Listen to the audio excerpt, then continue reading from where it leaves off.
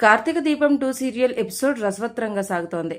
తన మాటలతో శివనారాయణ్ని మార్చిన కార్తీక్, అనుకున్నది జరగలేదని ఫీల్ అయిన జోష్న, స్వప్నపై ప్రేమ కురిపించిన కాశీ, ఇంటికి వచ్చి జోష్నకు షాక్ ఇచ్చిన సూరజ్, పరిహారం చెల్లించాలని డిమాండ్.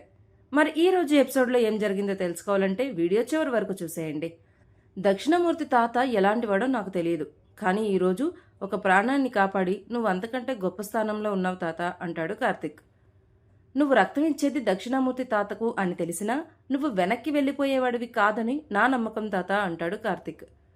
ఈరోజు నువ్వు ఒక ప్రాణం కాపాడి తప్పు చేశావు కార్తీక్ అని చెప్పు, నా వ్యక్తిత్వాన్ని నీ కాళ్ల దగ్గర ఉరితీసి ఇక్కడి నుంచి వెళ్ళిపోతాను అంటాడు కార్తీక్. సైలెంట్గా ఉంటాడు శివనారాయణ. నవ్వుకుంటుంది జోష్న. నువ్వు మౌనంగా ఉన్నావంటే నేను తప్పు చేశాననే అర్థం.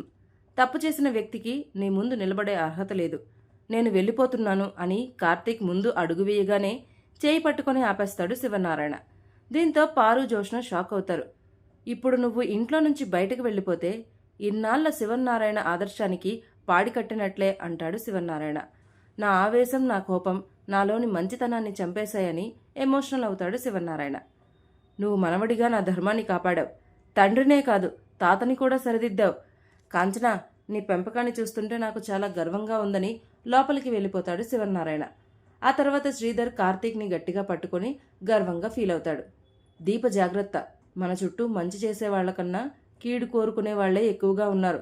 ఎన్నిసార్లు చెప్పినా వాళ్లకు బుద్ధి రావడం లేదని చెప్పి వెళ్ళిపోతాడు శ్రీధర్. కోపంగా వెళ్ళిపోతారు పారు, జోష్న.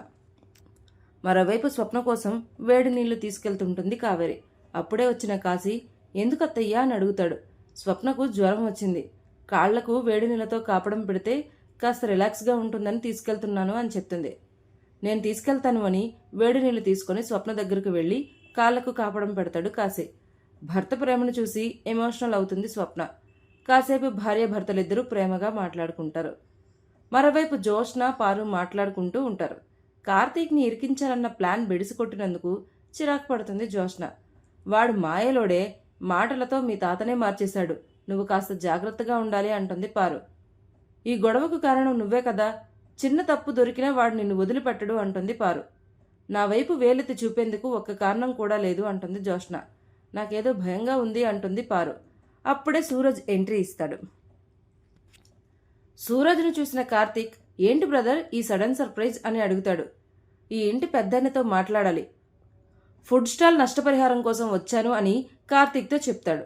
కార్తీక్ వెంటనే తాతను పిలుస్తాడు. ఫ్యామిలీ మొత్తం వస్తారు.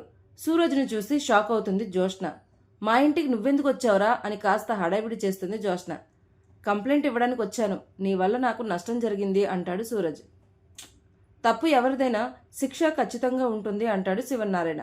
నా పేరు సూరజ్, మార్కెట్ రోడ్లో సూరజ్ హెల్దీ ఫుడ్స్ పేరుతో స్టాల్ రన్ చేస్తున్నాను.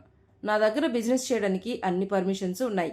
అయినా నా స్టాల్పై మున్సిపాలిటీ ఆఫీసర్లు రైడ్ చేశారు. నా స్టాల్ని నాశనం చేశారు. ఇదంతా చేయించింది జోష్ననే. నా దగ్గర సాక్ష్యం కూడా ఉంది అంటాడు సూరజ్. ఏంటా సాక్ష్యం అని అడిగితే కార్తీక్ని చూపిస్తాడు సూరజ్. ఇదంతా జరిగినప్పుడు కార్తీక్ అక్కడే ఉన్నాడు. జోష్ననే ఇదంతా చేయించిందని ఆమె స్వయంగా నాతో చెప్పింది అని చెప్తాడు సూరజ్.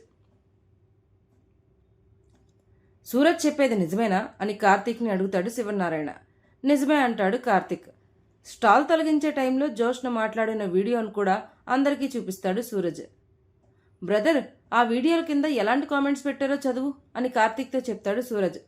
ఇది అన్యాయం, మిస్ హైదరాబాద్కి పొగరు ఇంకా తగ్గలేదు, అమ్మా నాన్నలు గాలికి వదిలేశారు అంటూ అక్కడ ఉన్న కామెంట్స్ చదువుతాడు కార్తీక్. జోష్న వైపు కోపంగా చూస్తారు కుటుంబం అంతా. ఇక అక్కడితో నేటి కార్తీక దీపం 2 సీరియల్ ఎపిసోడ్ ముగుస్తుంది.